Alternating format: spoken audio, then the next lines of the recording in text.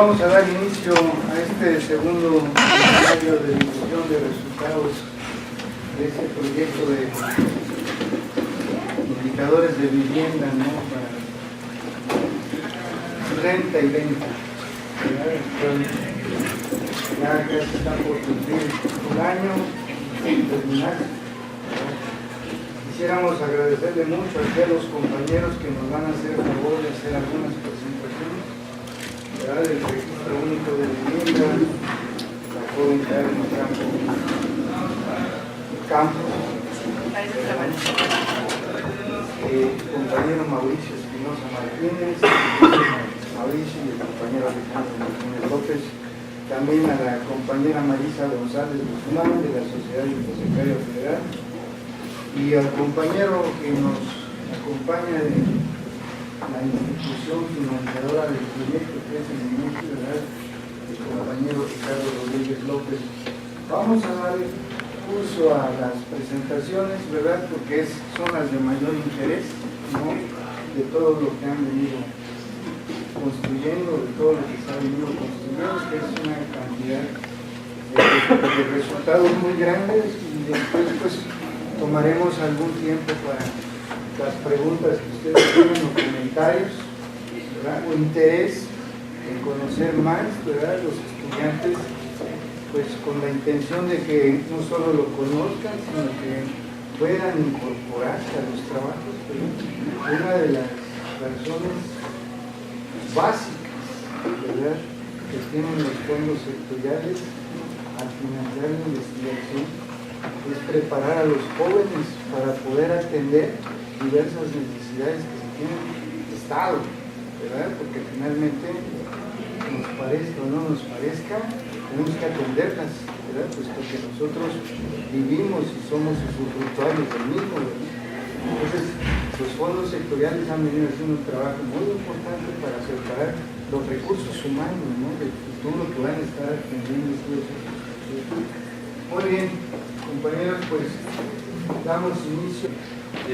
Bueno, en esta primera presentación vamos a partir los compañeros del Registro Único de Vivienda.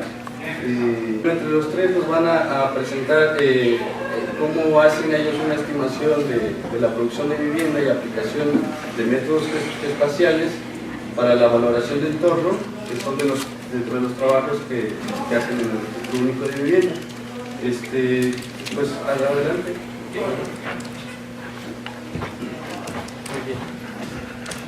Pues bueno, muy buenos días, jóvenes.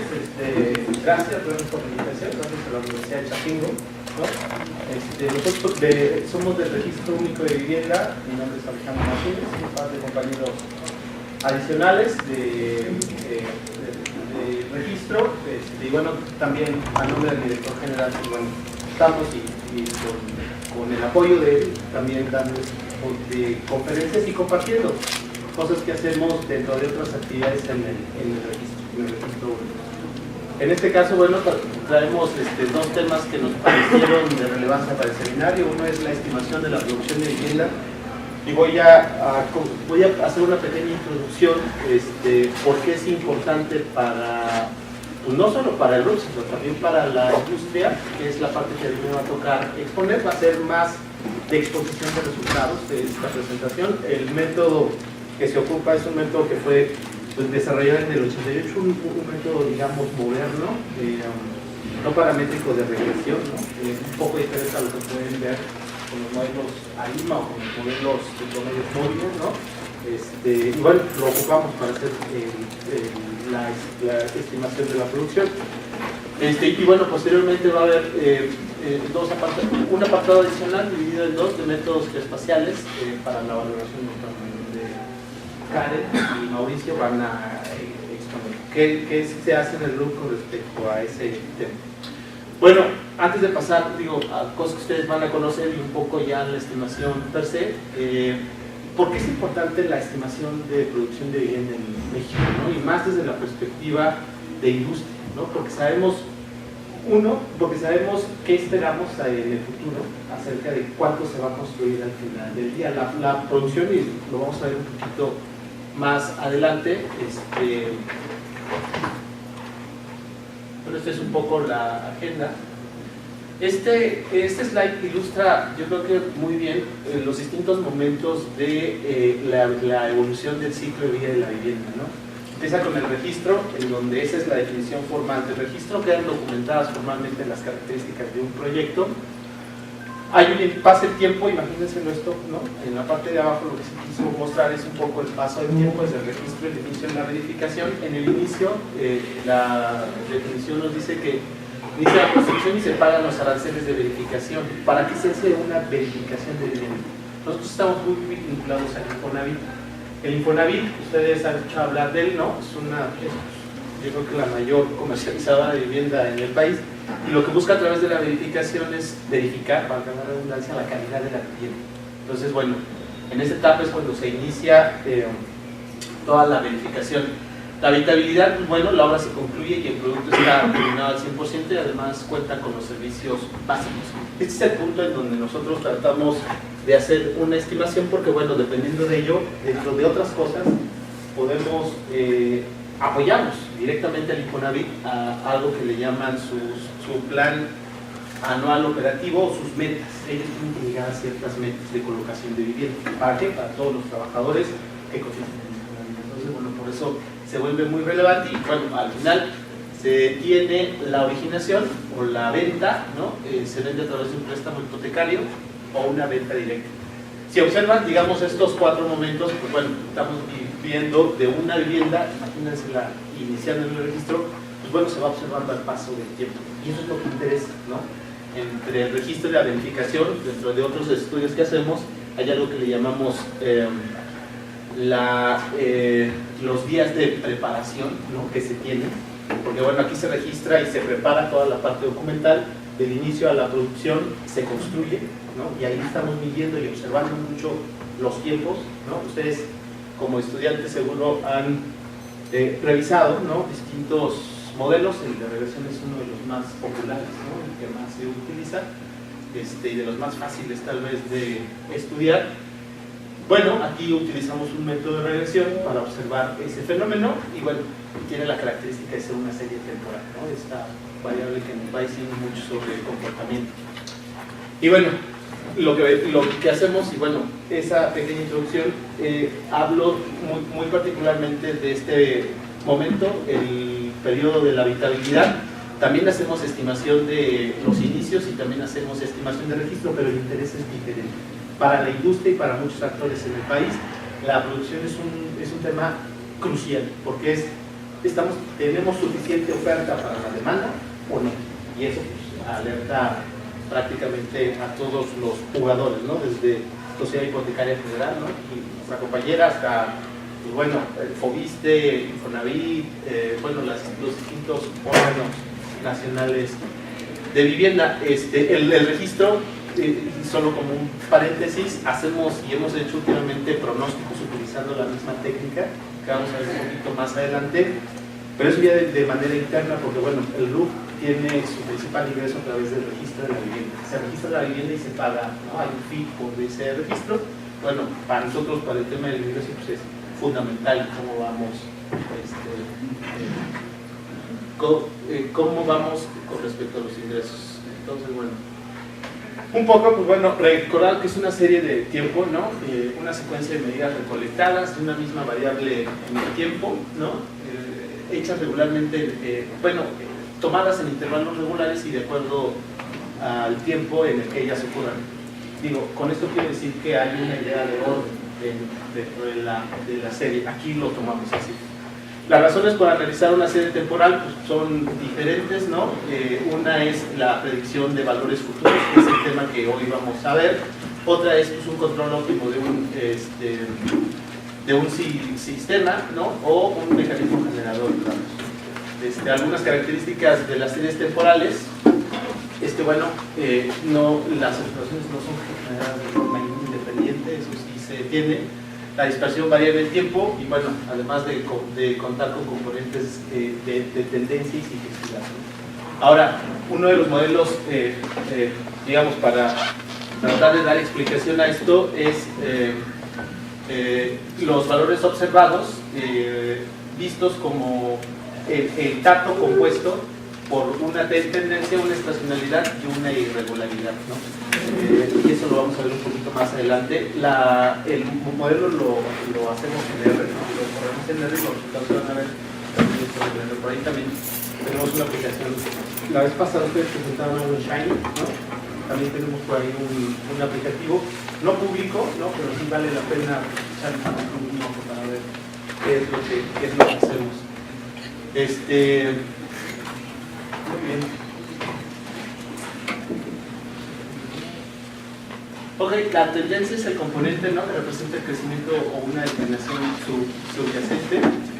El elemento cíclico, ¿no?, son fluctuaciones que se tienen de más de un año de duración. Un poco al final van a ver las referencias, ¿no? Hay muchas referencias sobre el tema de series temporales y esto es un poco tratando de dar un sentido de negocio a lo que son los componentes, ¿no? Y bueno, típicamente fluctuaciones estacionales, trimestrales, mensuales o semanales. La estacionalidad se refiere a un cambio más o menos estable que aparece anualmente y se repite con esa periodicidad, ¿no? La estacionalidad se debe a influencia de sucesos de calendario. ¿Y a qué me refiero con esto? Pues bueno, ustedes han escuchado hablar de estas ventas que se tienen. Es muy común a lo mejor relacionarlo con un tema de retail, de donde yo tengo, por ejemplo, y también lo observo, ¿no?, las ventas del Día del Niño o en Reyes. Bueno, hay cierta estacionalidad, ¿no? Y hay puntos muy particulares que se relacionan a eventos, a sucesos de calendario, ¿no? El Día de las Madres, por ejemplo, es otro suceso que tiene una estacionalidad. Y finalmente el componente regular, que, pues bueno, para la estadística ha sido desde hace ya varios cientos de años el interés, ¿no? La aleatoriedad, ¿no?, que veo en ello. Ok, el método de regresión, ¿no?, el que utilizamos es un método llamado LOES. Ya lo había comentado, un trabajo hecho por Cleveland en el 79, en el 88, ¿no? El artículo, el trabajo fue refinado por el mismo Cleveland y otro investigador. Y bueno, este método, ¿qué es lo que permite? Ajustar una curva suavizada entre dos variables. Van a ver, es un método no paramétrico, ¿no? Hay una relajación en los supuestos de linealidad, ¿no? Cuando, a diferencia de un método de regresión tradicional, los puntos los puntos ajustados y sus errores se estiman respecto a la curva entera de una observación en particular, ¿no? Entonces, esta incertidumbre se mide en términos de que también la curva estimada ajusta a la población, es decir, en cada punto se va haciendo una estimación, en cada punto que se va teniendo de la serie temporal. La serie temporal tenemos una variable de tiempo, en este caso tenemos un mes, ¿no? O las observaciones y la cantidad que trato de describir. Este método se utiliza para describir, ¿no? Es un método en el que me quiero dar una idea de qué es lo que está pasando con toda la serie. Algo que platicaba la vez pasada en una intervención de una presentación de ustedes, es que bueno, esta serie temporal es intervenida. ¿Y a qué me refiero con que es intervenida? Hay variables externas que afectan el comportamiento de la serie. No es así totalmente libre, ¿no? Los subsidios, ¿no? Es un poco, no sé si has escuchado hablar de los subsidios que promueve el gobierno federal, ¿no?, hacia los desarrolladores. Afectan la serie, afectan el comportamiento de la serie, y eso, hacer una estimación se vuelve muy complicado. Es como estimar el precio del dólar, por ejemplo, ¿no? No se puede hacer, porque bueno, es influenciado por una serie de factores que están fuera del fenómeno como tal. Entonces, a eso me refiero con la serie intervenida. Entonces, se mide en términos de que también la curva es estimada, se ajusta a la población. La ventaja principal de este método es que no requiere especificación de una función para ajustar el modelo, ¿no?, a todas las observaciones, y solo es necesario proporcionar un parámetro de suavizamiento y el grado del polinomio local. Esto ya en R, ¿no?, hay un trabajo bastante bien hecho. Yo, sinceramente, tiene pocos meses que ocupo R, yo ocupaba más SAS hace muchos meses. Y algo me sorprende porque ha tenido un avance considerable. Los investigadores se han metido muchísimo a ello, ¿no? Se ha robustecido mucho el lenguaje y yo, contrario a lo que hubiera pensado hace muchos meses, yo sugeriría para hacer analítica de buen nivel seguir utilizando R, ¿no? Con todas las bondades que tienen las tecnologías. La desventaja, ¿no? También hablemos de la desventaja de este método, ¿no? Algo que se menciona en muchos papers, ¿no? Es el uso intensivo del cómputo, por el tema de hacer regresiones locales en cada punto. Y bueno, y también no se obtiene un resultado en una función que pueda ser representada fácilmente en una expresión matemática. ¿Qué utilizamos en el RUP? En lugar de obtener la expresión matemática del modelo, pues obtenemos los resultados. ¿Para qué? Pues para mostrarlos, ¿no? Y para difundirlos en los foros en el que el RUP participa. Esto es un poco, ¿no? El diagrama estacional de la serie. Se tomaron los últimos 12 periodos de la serie de producción. La producción es un conjunto de observaciones que se tiene al final de cada mes en el RUP como un proceso interno. Se hace todo el trabajo de transformación de datos y se obtiene la cifra de qué tenemos al final del mes como producción. Eso se va poniendo en la serie y a partir de ahí vamos creando todo el conjunto de observaciones para poder trabajar con ellos. Un poco el comportamiento que tenemos en los años anteriores, 2015, 2016, y bueno, lo que llevamos de 2017, ¿no? Abril. Esta semana cerramos a mayo y bueno, pues vamos a tener ya valor. Ok, los promedios móviles, ¿no? Se utiliza como una primera aproximación del comportamiento de la serie. Esta serie es un poco más larga, ocupa más observaciones a partir de 2011 hasta lo que llevamos en 2017. Ok, y bueno, la descomposición estacional, que esto estoy seguro que más de una vez ustedes lo han hecho en algún ejercicio. Sí, gracias.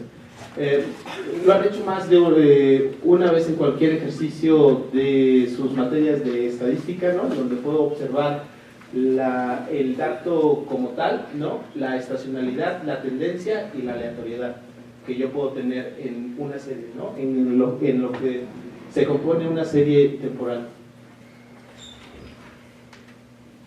Y bueno, utilizando el modelo, tenemos el pronóstico y lo graficamos, ¿no? Y bueno, esto también tenemos intervalos de confianza calculados al 80 y 95%,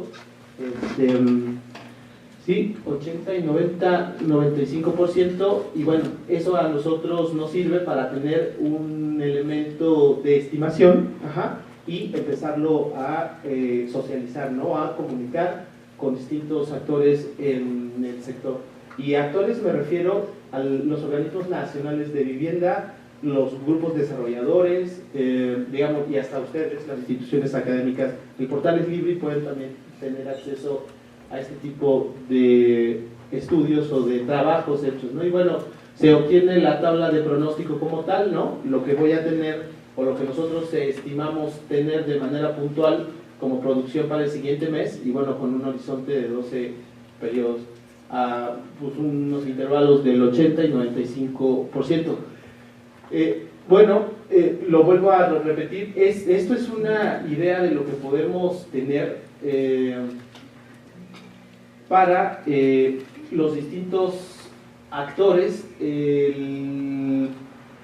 Las últimas estimaciones que hemos hecho sobre la producción de vivienda el mes pasado, ya no traje ese slide, ¿no? Porque también hace poco, cuando hubo un déficit de oferta, nos empezaron a comentar, ya esto se los comento en la vida real, o sea, esto son temas de que, pues bueno, ya lo estoy aplicando y bueno, vienen expertos, viene gente que nos empieza a cuestionar, oye, ¿y cuál es tu modelo? ¿Cómo estás haciendo la modelación?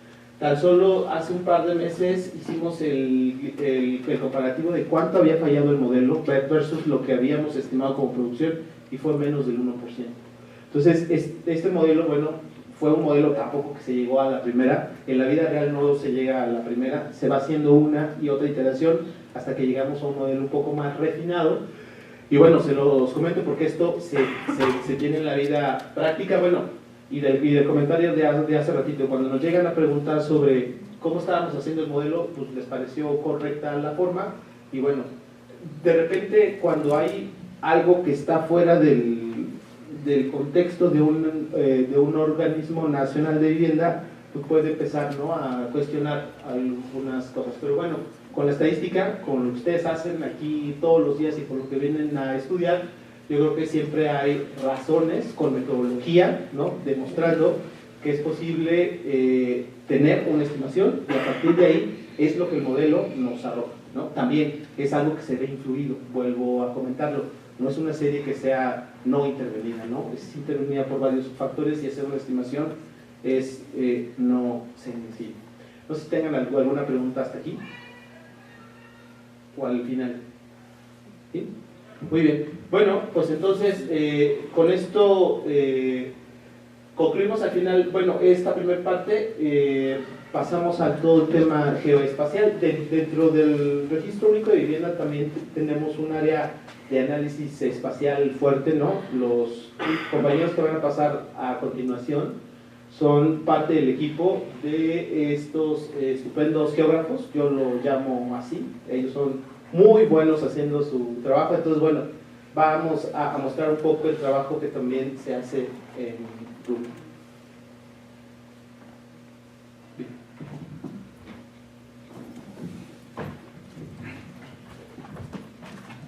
¿Qué tal?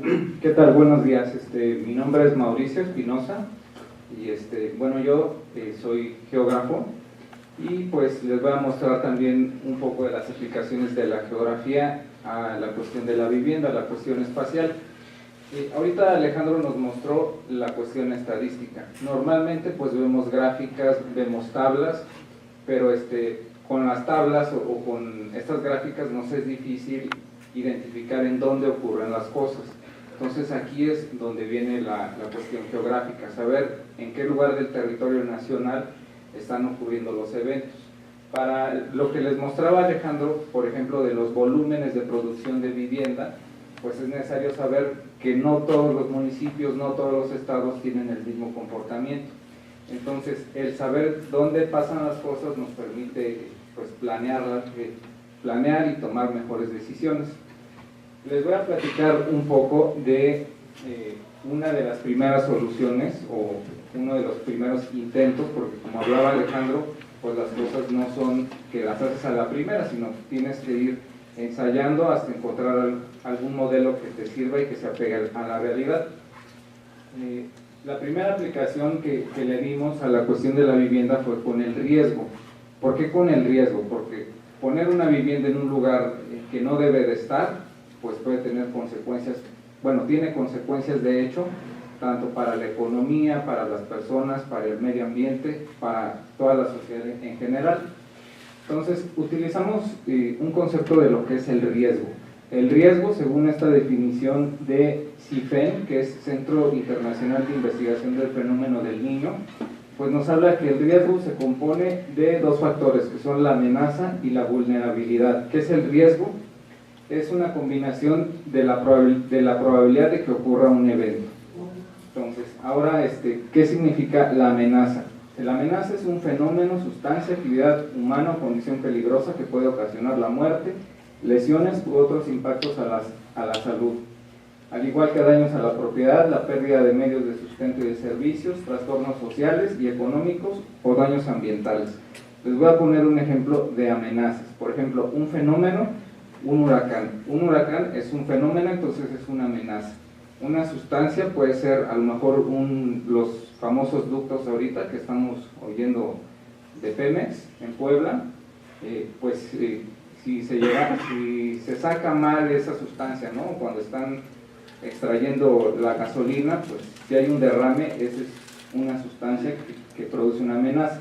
Una actividad humana puede ser la deforestación de un cerro, y una condición peligrosa, pues la cercanía a una barranca. Entonces todas estas pueden ser amenazas. En el caso de la vulnerabilidad son características y circunstancias de una comunidad, o sea, cómo está la población preparada frente a esa amenaza. Por ejemplo, una circunstancia, si tienes un plan de, cuando hay un sismo, si tienes un plan de contingencia, de evacuación, esa es una circunstancia, y características, pues puede ser los materiales con los que está construido tu vivienda. Se resume en esta fórmula: el riesgo es la amenaza por la vulnerabilidad.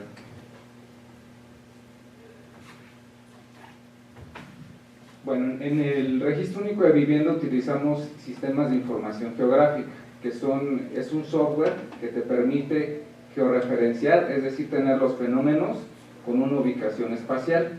Por ejemplo, si quieres saber dónde están todas las universidades del país, pues con puntos, con coordenadas o con polígonos de las áreas, puedes tener a lo mejor la Universidad de Chapingo, la UNAM, el Politécnico, las universidades estatales, representadas en un mapa, y entonces a partir de ese mapa pues puedes saber qué tienes cerca, ¿no? Si hay unidades habitacionales, zonas industriales, etc. Entonces, esa es una capa temática. ¿Qué ocurre? Pues nos solicitan más o menos como en el 2013 un desarrollo o una propuesta de cuestiones que tienen que ver con el riesgo para evitarlo aplicado a la vivienda. Entonces se hace una recopilación de capas de información de dependencias oficiales que tengan temas basados en esta clasificación de Senapred, que es de 2011, con los distintos tipos de riesgos, que son 5: hidrometeorológicos, geológicos, sanitarios, químicos y socioorganizativos.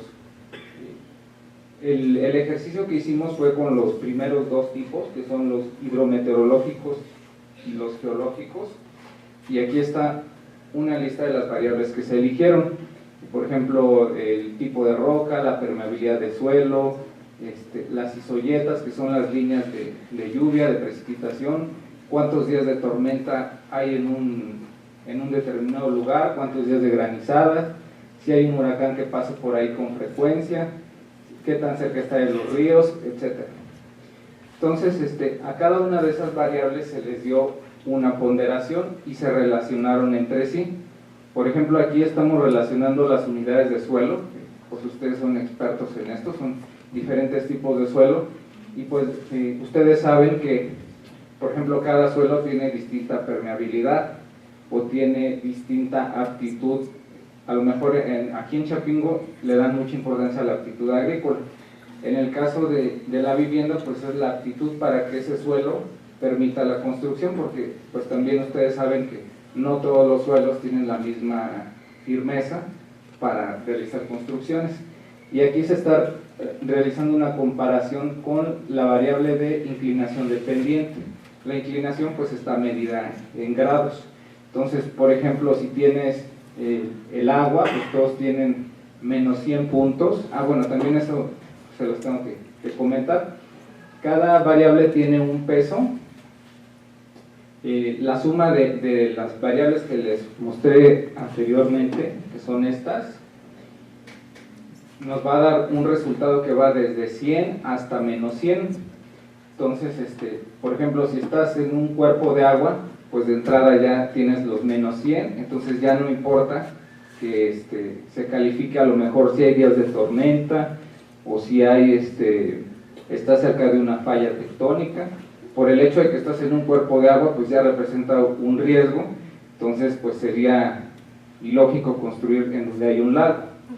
Pero hay otros tipos de suelo, ¿no? Por ejemplo, el regosol, que es un tipo de suelo que no está muy desarrollado, que es muy firme, que es casi como roca, pues podría sostener una vivienda. Entonces, si estás en un regosol con poca inclinación, de menos de 5 grados, pues obtienes 20 puntos.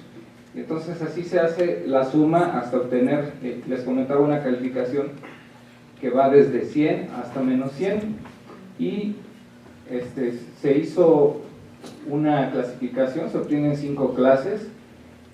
Si la puntuación final va de menos 100 a menos 61, pues el lugar tiene un riesgo muy alto para la construcción.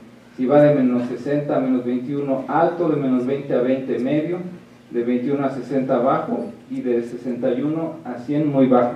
Son intervalos de 40 puntos. Y después se utiliza ya el sistema de información geográfica. Aquí están representadas las colonias de Texcoco. Específicamente pues escogí este ejemplo porque ustedes conocen mejor la zona y no se alcanzan a ver los nombres, pero el centro pues está por aquí, ¿no? Y se utiliza una técnica en forma de una simbología de semáforo, donde los verdes pues nos están diciendo que pues tenemos pues ahora sí luz verde para la construcción, y los rojos que hay una restricción, el amarillo pues es una alerta. Entonces, por ejemplo, en la parte inferior izquierda pueden ver ahí que está naranja con rojo, y pues ahí coincide con el lago de Texcoco, ¿no? O ¿cómo se llama? No me acuerdo el nombre, ¿no? Pero es un cuerpo de agua donde hacen el Nabor, ¿verdad? Nabor Carrillo. Entonces, ahí pueden ver que está en naranja, pues está la alerta de que ahí no debes de construir, no vas a hacer la casa pues en esa superficie, y pueden ver que está atravesado por una línea roja. Probablemente ahí, según la cartografía oficial, pues pasa el canal principal o algún elemento puntual que dice ahí, si es malo, pues aquí todavía es peor, entonces no debes de construir en el centro del lago Nabor. Aquí pueden ver también que hay como unas líneas, pues esto sigue el camino de arroyos o de ríos, entonces seguramente ahí hay algún cuerpo de agua. Esta parte de aquí pues se acerca hacia la Sierra Nevada, que ya es casi en los límites aquí con Puebla, bueno, hacia los límites con Puebla. Entonces, como hay una sierra, entonces pues también te está alertando de que pues podrías tener un riesgo. Y la parte central pues ya es como más plana. Incluso pueden ver que hay partes que tienen un verde más intenso, que puede decir que ahí el riesgo de que ocurra algún evento pues todavía es mucho más bajo. Bueno, en la cuestión de esta aplicación a una cuestión del medio físico, pues sería mi parte, pues lo que me corresponde, y pues a continuación mi compañera Karen les va a hablar de otro ejemplo práctico de la geografía para la prevención o para la planeación de la construcción de vivienda.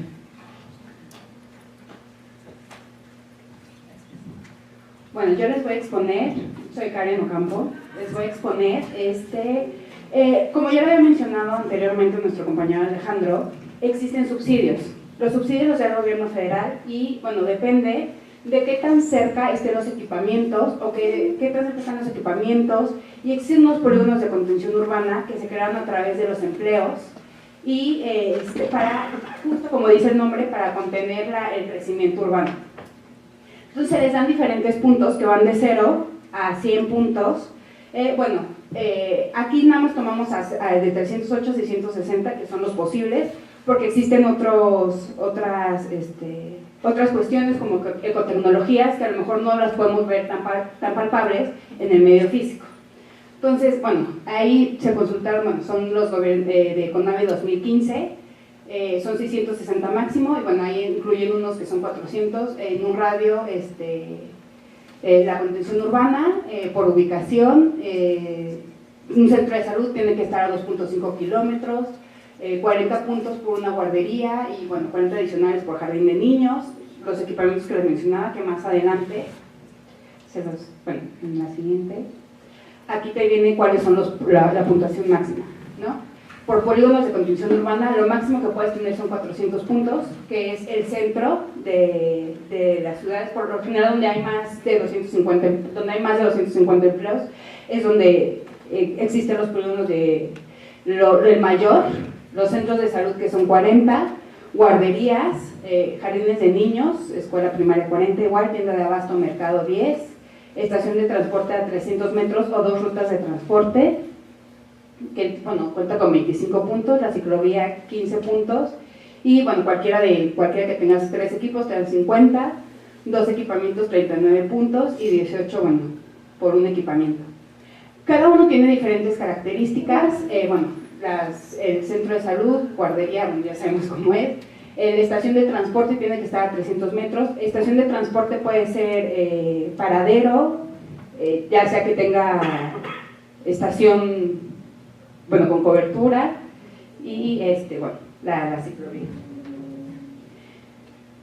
Bueno, se utilizaron los siguientes. Para este método se utilizó un programa, bueno, el programa es, bueno, los SIG, es un model builder. Como es muy grande y es como en las ciudades, se va generando por ciudad y se mete todo lo que ya habíamos mencionado, se hacen buffers que les va dando los puntos por las rutas, por los 2 kilómetros, se les va otorgando los puntos y crea una serie de buffers que van dando puntaje a cada una de las zonas.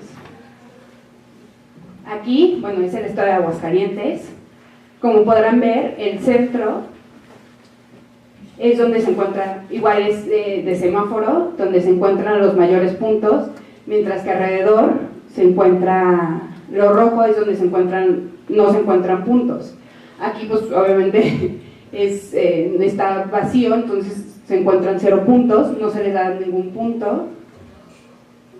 Si nos acercamos, puede haber, bueno, ya la variación de, bueno, aquí te dan hasta 573, que es como uno de los mayores puntajes, y bueno, entre más puntaje obtienes más subsidio, y tu entorno pues es un mejor entorno de vivienda para comprar y tener mejor entorno. Eso es todo. Y las referencias. Muchas gracias.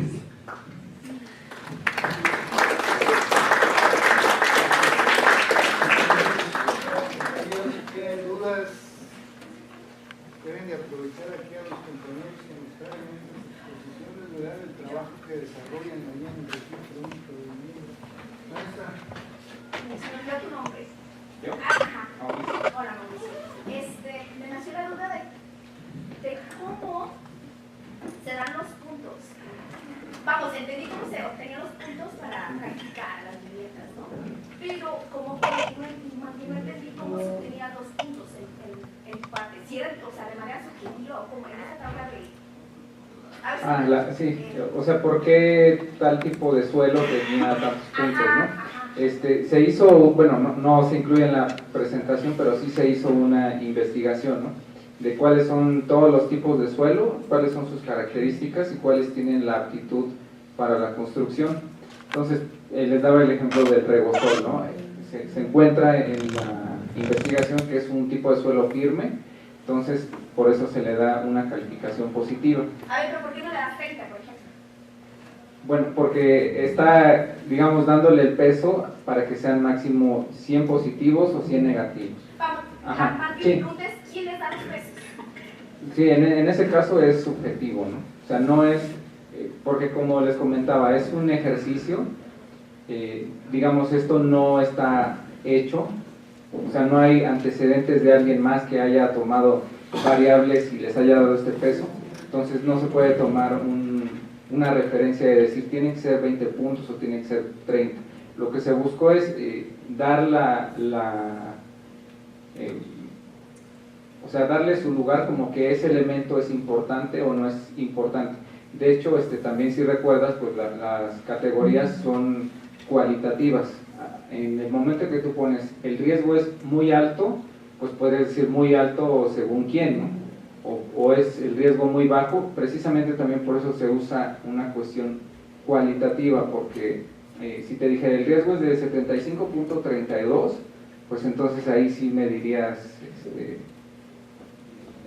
cuál es la escala, ¿no? O qué significa tener 75.2 puntos de riesgo. Entonces es un ejercicio, es una cuestión subjetiva, pero también no por ser subjetiva quiere decir que sea, pues se me ocurre que este va a tener más puntos, sino que se tomó toda la lista de suelos, se vio sus características, y entonces algunos decían, este es muy apto para la construcción, bueno, entonces este debe tener el valor más alto. Bueno, creo que ya me estoy extendiendo demasiado.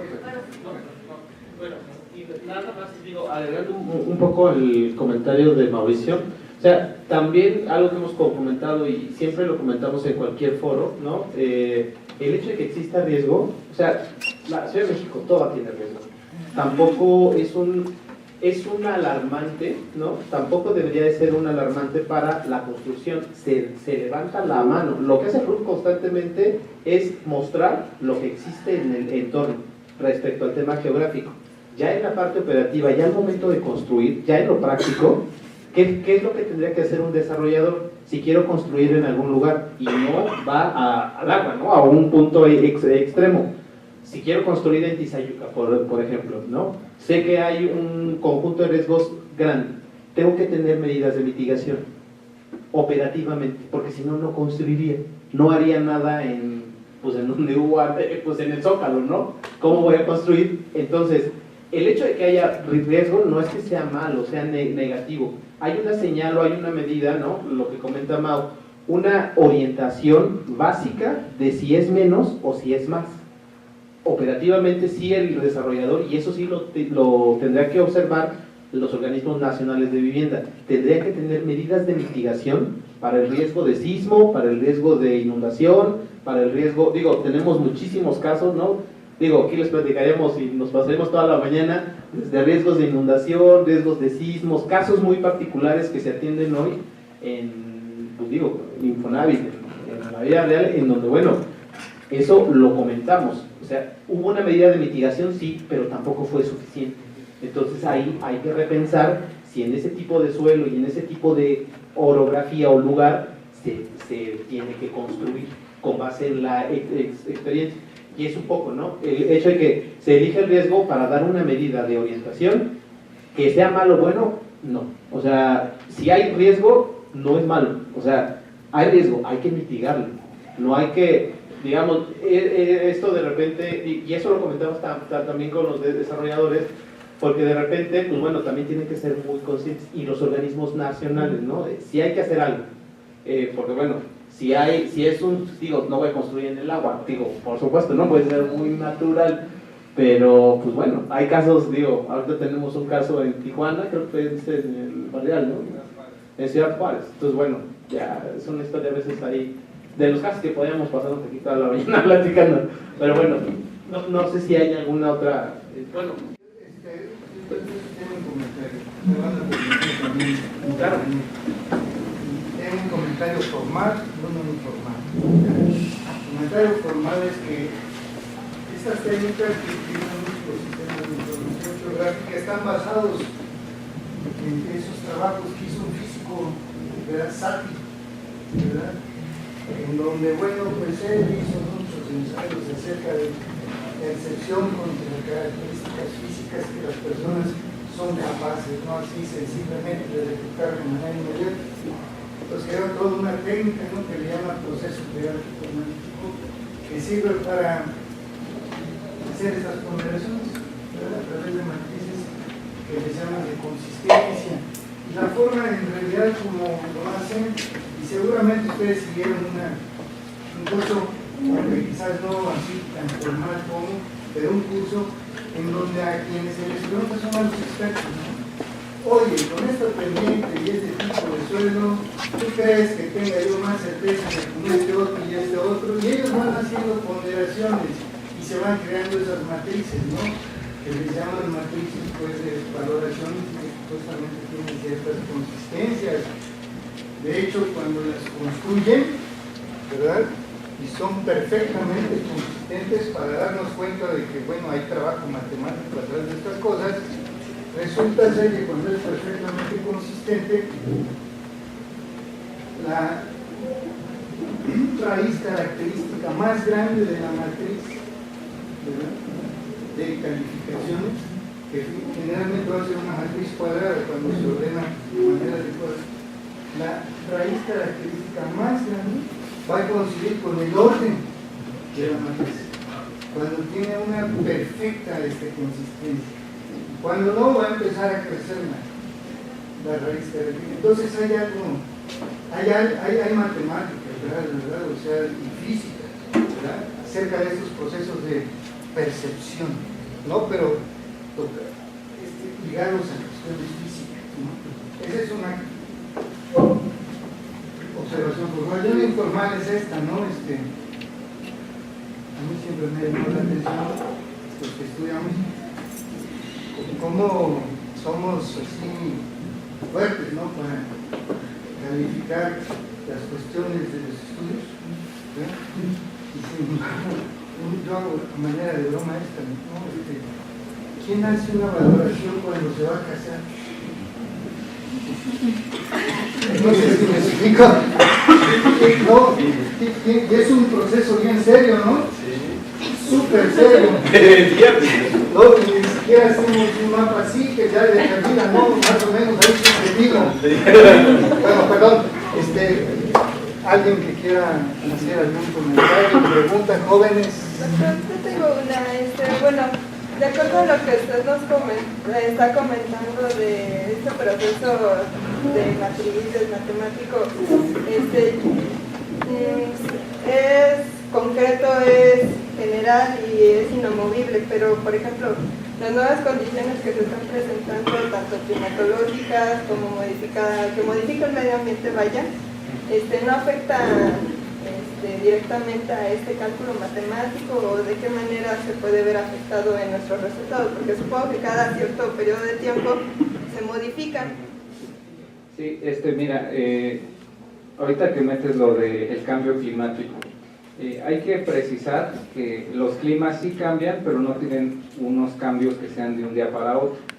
De hecho, para que tú notes un cambio deben de pasar 35 años y debes de basarte en los registros. Por ejemplo, el Servicio Meteorológico Nacional tiene una serie de estaciones meteorológicas en donde se registra cuánta lluvia cae todos los días, cuánto sol hubo, cuál fue la velocidad de los vientos. Entonces, durante 35 años debes de ver ese registro y ver los promedios. Tienes máximos, tienes mínimos y tienes promedios tanto de temperatura como de lluvia. Y entonces a lo mejor en esos 35 años ves que se modificó, que tienes 0.1 grados Celsius más arriba. Entonces el que haya 0.1 no va a ser a lo mejor que se formen 50 huracanes más. Puede ser que a lo mejor en 3 temporadas de huracanes tengas uno un poco más intenso que te provocó más lluvias, a lo mejor 50 milímetros, pero no es significativo. Entonces, sí, con el tiempo se tendría que modificar el peso de todas estas variables, pero no es algo que se tenga que hacer tan pronto, ¿no? A lo mejor esta propuesta, si estuviera perfecta, te serviría para unos 50, 100 años, y después haces otra revisión y a lo mejor le ajustas que en lugar de 20 puntos algo va a tener ahora 19.5 máximo. O sea, sí se debe de revisar, pero los cambios en las cuestiones climáticas o físicas, por ejemplo, hay otra variable que es la cercanía a fallas, a fracturas y a ejes estructurales. Entonces ahí pues difícilmente la Tierra se va a mover muchos kilómetros para que digas voy a modificarlo, ¿no? A lo mejor se movió 1 centímetro en 100 años esa falla, ¿no? Entonces el riesgo va a estar ahí, no se va a mover mucho, ¿no? O sea, sí va a haber movilidad, pero no algo que te cambie totalmente el mapa, ¿no? El resultado final de las cosas. Nuestra pregunta,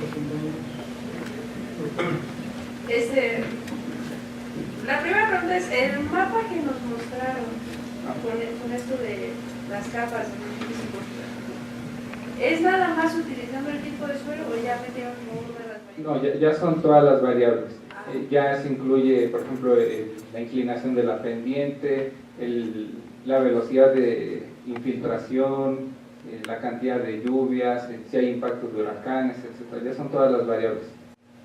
Y otra cosa, igual es muy reiterativo y no tiene tanto que ver con el tema. ¿Por qué? Yo sé que, bueno, entiendo que no hay muchos trabajos hechos alrededor de eso. ¿Por qué elegir una escala de menos de 100? Pues mira, como le comentaba a la maestra que está atrás de ti, pues es, digamos, como, por ser, darle una escala, ¿no? O sea, es una elección subjetiva porque no hay un parámetro de decir, tiene que ser a 1000 o tiene que ser a 500. ¿Por qué se eligió 100? Porque pues normalmente estamos acostumbrados a que nos califiquen como del 1 al 10, ¿no? Entonces, o del 1 al 100. Si te acercas a 100, pues dices, soy muy bueno, ¿no?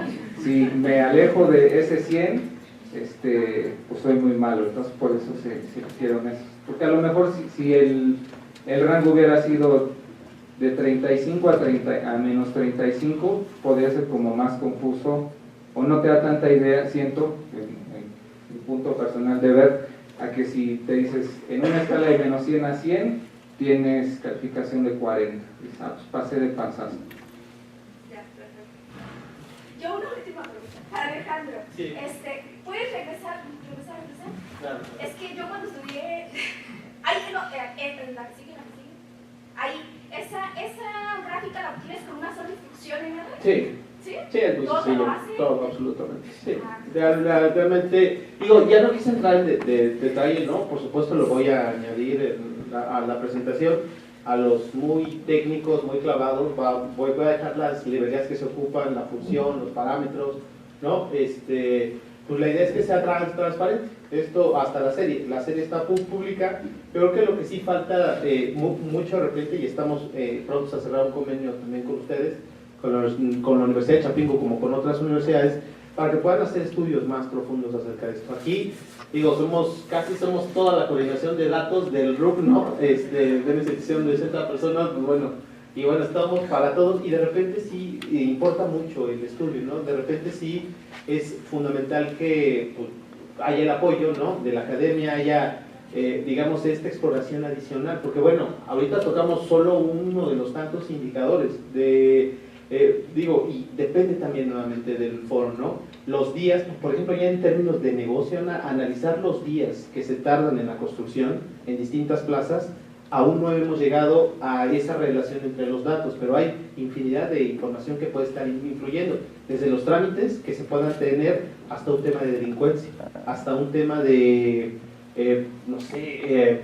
algo adicional, empleo, ¿no? Son variables a lo mejor que se han conocido, pero que bueno, falta ese estudio adicional. Entonces, bueno, pues la parte técnica, dejaré el programa anexo a esto, ¿no? ¿Qué se hace? ¿Cómo se proyecta? ¿Cómo se descompone?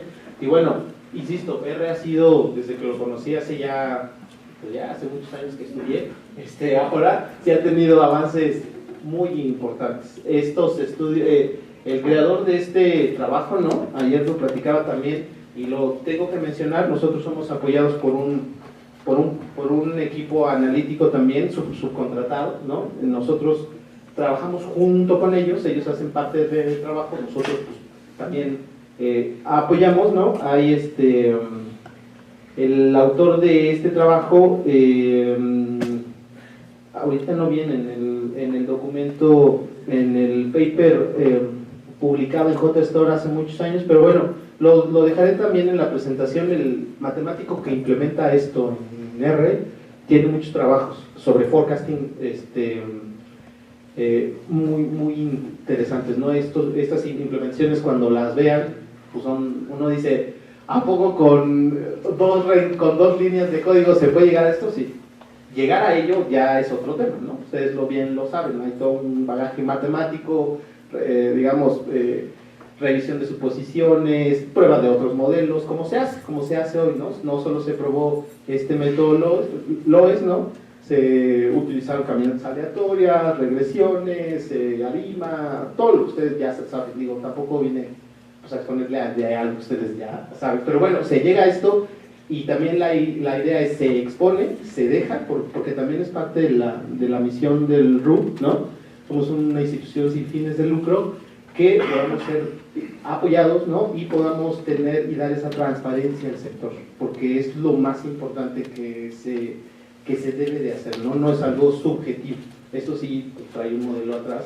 Y bueno, y digo, lo que hemos tenido de manera histórica, ¿no? Ojalá el día que podamos ya terminar de firmar este convenio, algunos de ustedes puedan estar con nosotros, ¿no? En alguna estancia de verano, ¿no? Con un proyecto muy particular, con un objetivo muy claro y con todo el rigor, ¿no? Que se requiere. Yo creo que es lo que buscamos, y ojalá ya este mes podamos cerrar, ya es junio, entonces para que ya en los próximos meses algunos de ustedes puedan estar ya en el RUP con nosotros. Una pregunta, Karen. ¿Hicieron algún cruce de grado de evaluación del entorno con lo que realmente valen las propiedades, por ejemplo, en las colonias marginadas o en las colonias que son residenciales? Es decir, ¿hay alguna asociación entre esa valoración de entorno y los precios? La valoración que yo les expliqué son para los subsidios. Entonces se basaron las capas que les mencioné y los puntos que les mencionaron. Pero sí hemos, para comprobarlo, sí hemos como sobrepuesto, y sí, como se ve en el mapa, el centro es como lo verde, que es donde se obtendrían más puntos, y sí tiene mayor valor la propiedad, ¿no? Que a lo mejor en las zonas rojas, que seguramente ni ha de haber propiedades en venta, o bueno, en lo que nos basamos en la CID, no han de tener ni, porque no son por colonias, ni han de tener esa valoración. Muy bien, también Perdón, para ahondar en lo que comenta Karen, el primer ejercicio fue una propuesta del RUP. Este de aquí es una aplicación de reglas de operación. Entonces aquí ya la CONAVI nos dice, va a ser 400 puntos si estás en este polígono de contención, ya sin importar el avalúo, ¿no? O sea, lo que tomó CONAVI fue que hubiera empleo, que hubiera, me parece, más del 75% de las viviendas con servicios, o sea, que tuvieran agua, drenaje y luz. Entonces, esos, no importa, digamos, si la casa está en una zona muy cara o de bajo precio, pero si las dos casas tienen electricidad o tienen esa infraestructura, van a tener los 400 por la ubicación. Ya es una aplicación, digamos, de reglas. No podríamos nosotros tanto valorar, pero como comenta Karen, sí tenemos otros ejercicios, por ejemplo, donde tenemos el nivel socioeconómico por manzana de las áreas urbanas del país, o tenemos, por ejemplo, de los datos de la CIF que tienen públicos, los avalúos por metro cuadrado de terreno, por metro cuadrado de construcción, y ahí sí se pueden construir mapas en donde veas qué partes de las ciudades son las más caras, las que son más baratas, etc. Solo les comento, ¿no?, que también nos acompañan las doctoras, que son compañeras de cátedra, ¿verdad?, del programa de cátedra, la doctora Luz Rodríguez y la doctora Liliana Ábalos. Está el doctor Jan Rodríguez Jan, que es uno de nuestros profesores, ¿verdad? Y es el presidente de la Asociación Mexicana de Estadística, ¿verdad? Entonces, si nos viene a vigilar. Maestro, ¿usted viene de algún lugar? A ver, tal vez le doy cálculo 2. Cálculo 2, aquí muchas gracias, maestro. Disculpe. Muy bien, pasaríamos entonces Perdón, nada más para completar, el nombre del matemático, ¿no? Es Rob Hillman. Rob Hillman es quien está implementando estos trabajos de forecasting en R, ¿no? Y bueno, por lo que hacemos es con los trabajos. Les vamos a entregar su reconocimiento a nombre de la Universidad Autónoma Chapingo, de la División de Ciencias Forestales. Les damos una constancia por su ponencia, Karen. Aquí Alejandro y Mauricio Espinosa. Por favor, un aplauso.